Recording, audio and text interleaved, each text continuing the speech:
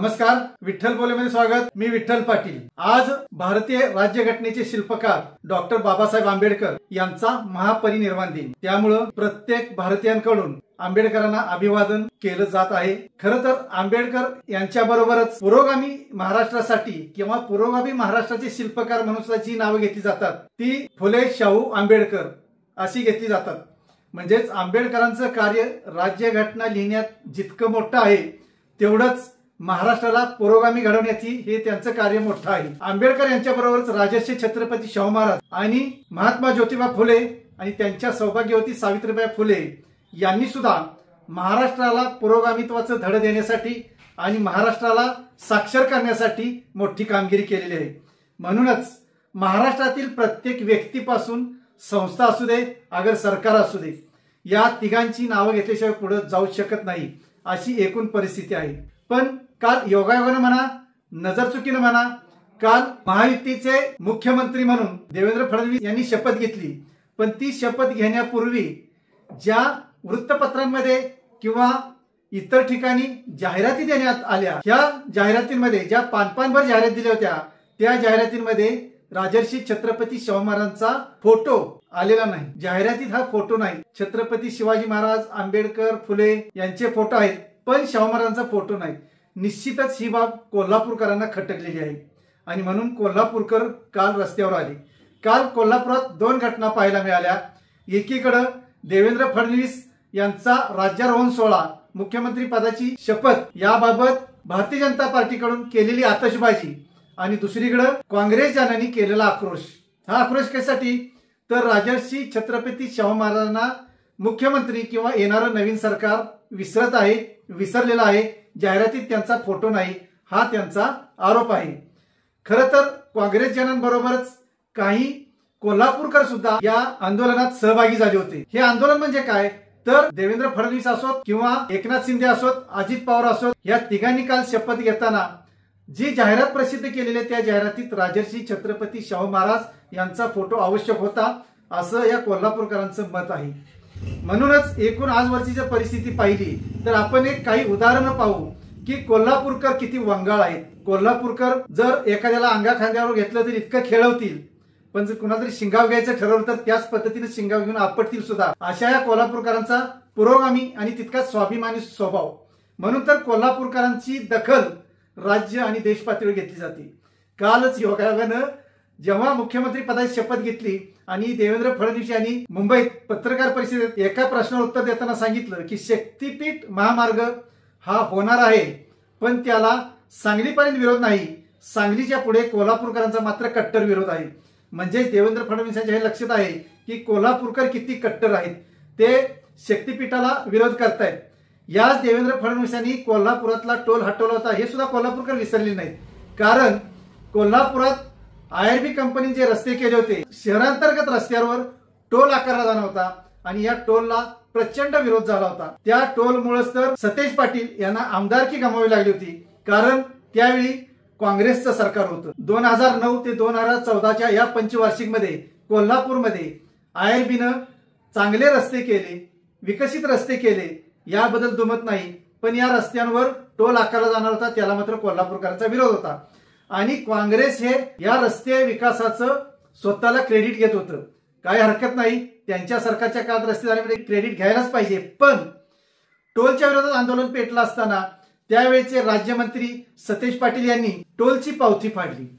का तर कोल्हापूरकरांनी टोलला विरोध करू नये आणि टोल सुरू राहावा।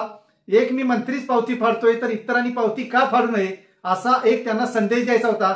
पण 2014च्या निवडणुकीत नेमकं उलटं झालं आणि सतेज पाटील यांना आमदारकी गमावावी लागली।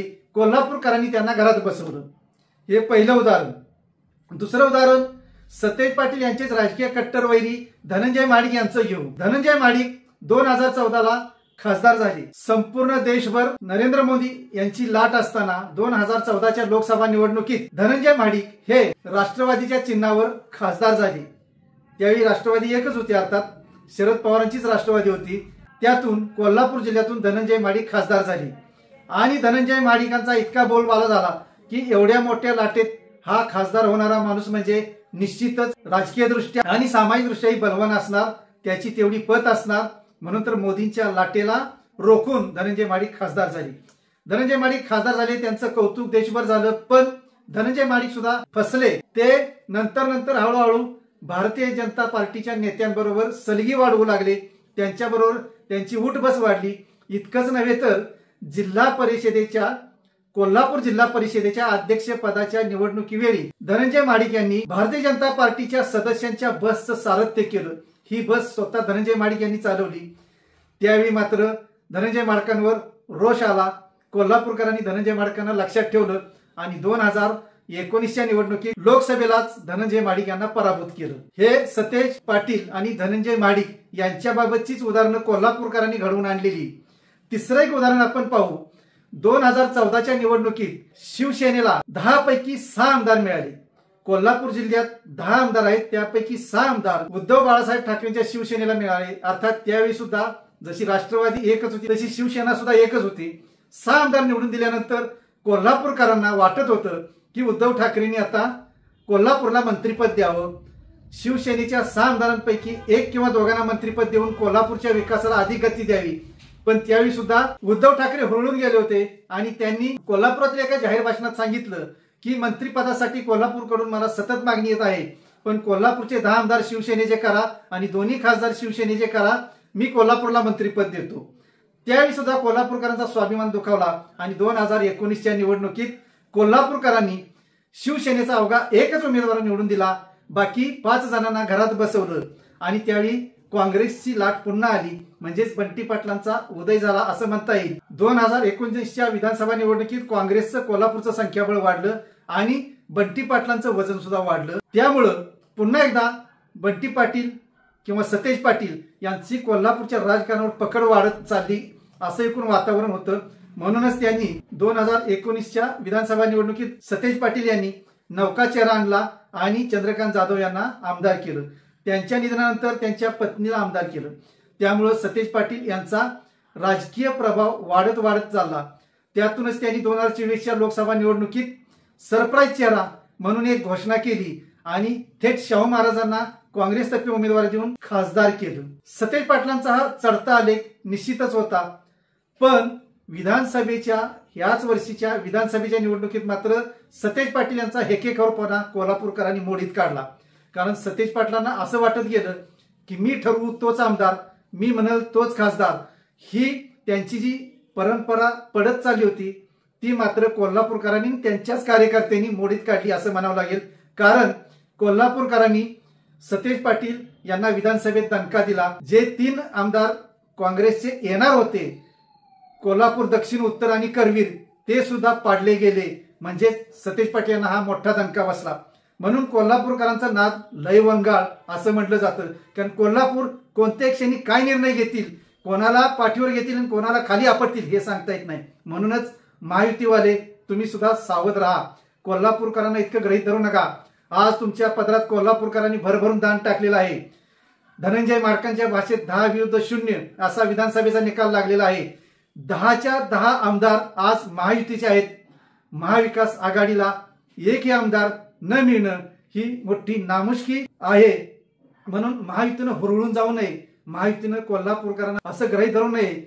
मग शक्तीपीठ महामार्ग असो किंवा एखाद्या जाहिरातीत राजर्षी छत्रपती शाहू महाराजांचा फोटो न वापरणे असो, या प्रत्येक गोष्टीत महायुतीला काळजी घ्यावीच लागेल. जेव्हा तुमच्या पत्रात 10 आमदार कोल्हापूरकरांनी कोल्हापूर जिल्ह्यात दिलेला आहे तेव्हा त्यांना गृहीत धरू नका. कोल्हापूरकरांचा स्वाभिमान दुखवू नका. कोल्हापूरकरांचं पुरोगामित्व टाळायचा प्रयत्न करू नका. अन्यथा पुढच्या येणाऱ्या निवडणुकीला मात्र कोल्हापूर नक्कीच हिसका दाखवतील. मग पंचायत समिती असो, जिल्हा परिषद असो, महापालिका असो किंवा त्यानंतर येणाऱ्या विधानसभा लोकसभा निवडणुका असोत, ही काळजी माहितीला घ्यावीच लागणार आहे. धन्यवाद. असेच नवनवीन विषय ऐकण्यासाठी लाईक, सबस्क्राईब आणि बेल आयकॉनवरती क्लिक करा.